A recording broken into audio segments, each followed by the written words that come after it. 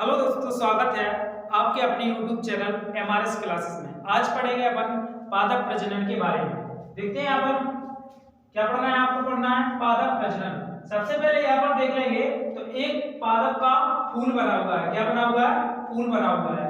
इसी में नर और मादा भाग होते हैं, सभी भाग इसी में पाए जाते हैं। एक फूल में ही नर और मादा दोनों भाग पाए जाते हैं। तो यहाँ पर देखते हैं सबसे पहले फूल की जो बाहरी पत्ते होते हैं उसे क्या बोलते हैं? बाह्यदलपुंज। क्या बोला जाता है? बाह्यदलपुंज बोला जाता है। उसके ऊपर जो पत्ते पाए जाते हैं उसको बोला जाता है क्या? दलपुंज बोला जाता है। क्या बोला जाता है? दलपुंज। और जो नीचे जो जिससे लगाया जाता है उसको बोलते हैं क्या? डंठल बोलते हैं। उसको क्या बोलते हैं? डंठल बोलते हैं। और जहां से जो निकलते हैं ना फूल से, जहां से जो फूल निकलते हैं उस डंठल को बोलते हैं अपन फिलामेंट। क्या बोलते हैं? फिलामेंट या तंतु। क्या बोला जाता है? तंतु बोला जाता है। इस पूरे भाग को क्या बोलते हैं अपन? तो उसको बोलते हैं पुमांग या नरभाग बोला जाता है। क्या बोला जाता है? नरभाग बोला जाता है। जो यहाँ पर जस्ट जो शुरू में है ना, इसको बोलते हैं क्या? एंथर बोला जाता है। हिंदी में बोलते हैं इसे परागकोश। इस परागकोश में ही क्या भरे रहते हैं? तो परागकण भरे रहते हैं। क्या भरे रहते हैं? परागकण। इस पूरे भाग को अपन नरभाग बोलते हैं। ठीक है, अब अपन पढ़ेंगे इस बीच वाला भाग। इस पूरे बीच वाले भाग को बोलते हैं क्या? मादा भाग। क्या बोलते हैं? मादा भाग या जायम के नाम से जाना जाता है। सबसे ऊपर देखते हैं तो मादा भाग के सबसे ऊपर होता है क्या? होता है अपना स्टिग्मा।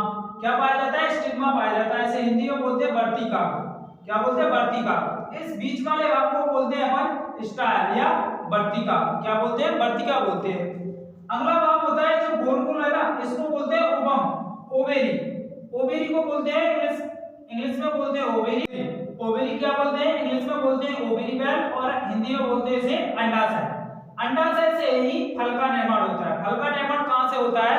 अंडाशय से। अंडाशय से फल का निर्माण होता है। और इस अंडाशय के बीच में जो गोल गोल दिख रहा है ना, इसको बोलते हैं अपन बीजांड। क्या बोलते हैं? बीजांड बोलते हैं। और बीजांड से हमें क्या प्राप्त होता है? तो बीजांड से हमें बीज का निर्माण होता है, बीज ही प्राप्त होता है। तो बीजांड से बीज प्राप्त होता है और अंडाशय से फल का निर्माण होता है। और देख लें यहाँ पर जो निषेचन की क्रिया होती है ना, तो नर भाग से मादा भाग के वर्तिकाग्र पर। नर भाग कौन सा होता है? एक कहलाता है अपना क्या? परागकोश। परागकोश से क्या निकलती है? परागकण निकलती है। क्या निकलती है? परागकण। और कहां पर जाती है? मादा भाग के स्टिग्मा या वर्तिकाग्र पर जाते हैं और यहाँ पर क्या हो जाता है? निषेचन की क्रिया यही होती है। ठीक है, आगे देखेंगे अपन जो परागकण होता है ना, जो परागकण है वो कितने प्रकार का होता है? परागण। परागण होता है दो प्रकार का। एक तो होता है स्वपरागण और दूसरा होता है परपरागण। स्वपरागण भी दो प्रकार का होता है, ऑटोगैमी और गीटोनोगैमी। ऑटोगैमी में क्या होता है? एक ही पौधे के एक ही पुष्प पर निषेचन होना क्या कहलाता है? तो ऑटोगैमी कहलाता है। और एक ही पौधे के दो अलग अलग पुष्पों में निषेचन होना उसे बोलते हैं अपन गीटोनोगैमी। ठीक है, स्वपरागण में। अब परपरागण देख लें तो परपरागण की क्रिया होती है किसी दूसरे पौधे से एक ही जाति के दूसरे पौधे पर निषेचन की क्रिया होना परपरागण कहलाता है।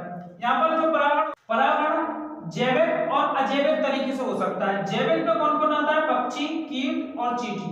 जो परागण होता है ना, वो जैविक तरीके से 80% परागण जैविक तरीके से होता है। कैसा होता है? जैविक जीवियों से होता है। अजैविक देख लेते हैं तो अजैविक में आता है हवा, पानी, बारिश। जो मात्र कितना प्रतिशत होता है? तो 20% होता है। धन्यवाद दोस्तों, पादप प्रजनन तंत्र आज समाप्त हुआ। अगर वीडियो अच्छा लगे तो चैनल को सब्सक्राइब करें और वीडियो को लाइक करें।